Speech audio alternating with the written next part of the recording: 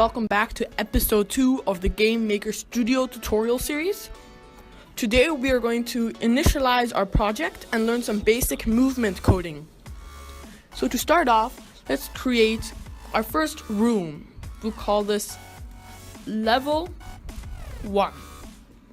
I'm going to quickly show you what it is we're going to be making. So this is just for series for the first season.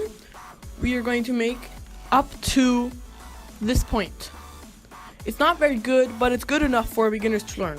So I can either click or press 1 or 2 to play. Then I've got a character moving around with health bars. I can also exit. So now we have our level 1 room. What we want to do first is make a sprite. I already have a sprite, so let's call it SPR_player and press load sprite. The first sprite. So I've got 4 frames for running. If I go to edit sprite, I can see this here. So I've got 1, and I can press add an existing. Oh, sorry, that's not the right button. Here with the plus, I can do 2. Keep original size. Place at left top.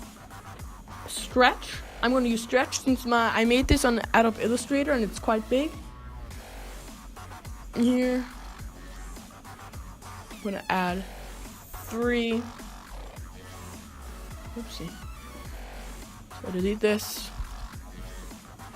1, 2, 3. Stretch. Okay. 4.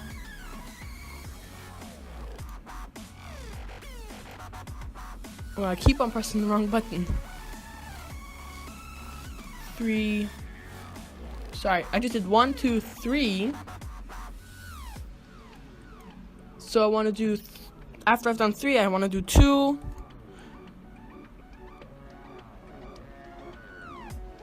Oopsie, oh, I imported the wrong one.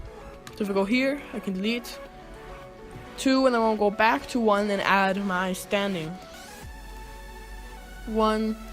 And I also have a standing one, which is quite practical. I named it 4 here, and if I want to move it back to the beginning, go here and I click this arrow as many times as needed. So now I have a running animation. It's not exactly the best, but if I press edit sprite and I go to show preview,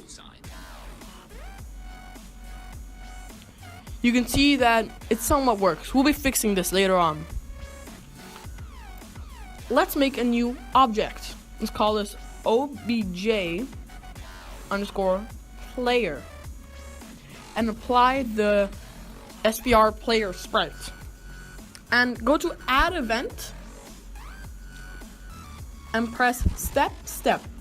This basically means every time a frame is called, this action in the right is going to happen. So if we go to control on the right and slide in the first code, we can start coding. So what we're going to do now is we're going to make an if statement. An if statement works like this. If argument, not in brackets, of course you can, curly bracket. So in this argument, you have to have a Boolean statement, which is basically a statement that can have true or false. And if it is true, then anything within the curly brackets will be called. So let's say we want to make the player move to the right, where we press the right arrow key, or D. So we can say if keyboard_check. This is basically if the button is pressed, but we can also say if keyboard_check_pressed.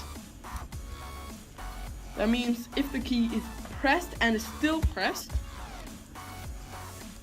H speed is equal to 5. Movement of an object is measured in H speed and V speed. H speed being horizontal speed and V speed being vertical. With horizontal speed, positive is right, negative is left. With vertical speed, negative is down and positive is up. So this is if we messed up.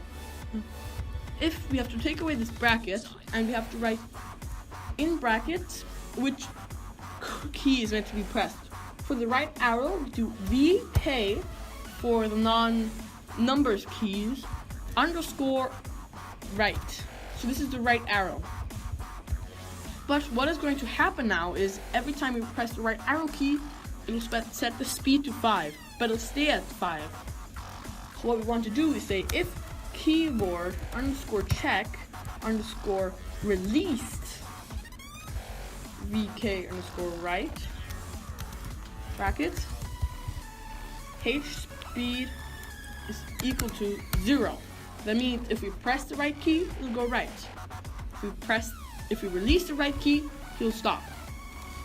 So if we apply our object into the room,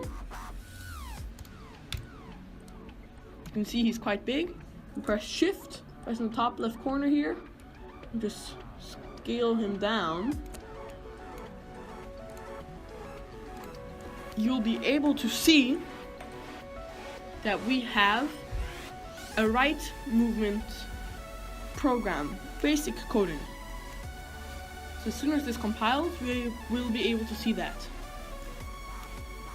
Here's the press right, he'll start moving right. If I let go, he'll stop.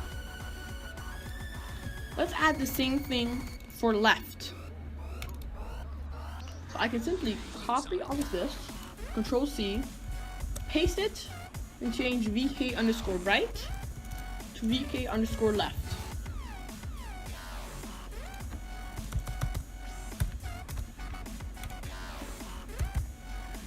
And we want to change the H speed value from 5 to -5. So that if we press the left key, he'll go left. Let's test this. So if we press left, he starts moving left. If I press right, he starts moving right. This walking animation is quite finicky at the moment, and when I press left, he only moves to the left, but he doesn't turn to the left. We'll go over animations and collisions next episode. Thank you for watching.